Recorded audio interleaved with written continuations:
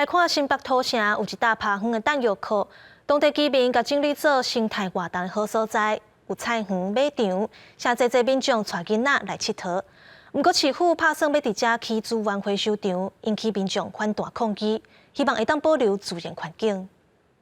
土城弹药库敌视垃圾桶。几内生态团体、青年农民，佮有亲子强海囡仔，昨天来到新北市府的门口口，抗议新北市环保局要甲旧土城弹药库变作资源回收场来使用，就惊因拆小维持的自然生态，未来受到粪扫场的影响。它里面有很多，因为我们做食农教育。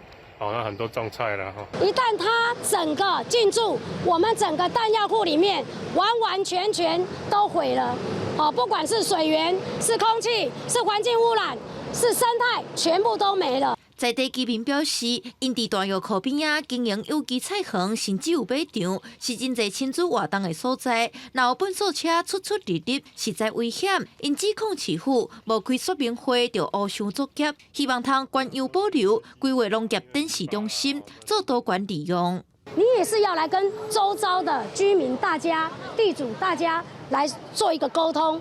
这样子才会是一个正向的一个沟通方面。将来在开发的过程当中，会以顺应地形以及融合弹药库原有的仓库，进行最低度的一个开发。面对生态团体的抗议，市府虽然有派代表出来修订证书，嘛讲会甲影响降到上低，不过另一方面嘛大争议，表示土城清洁队的迁建是配合政府的政策，使用的嘛拢是国有土地，等到发现现场有几若件违规占用的情形，会阁请地政单位监界处理。附近居民表示，因有相关证据，无占用土地，绝对会抗争到底。记者在阿布里后开新北采访报道。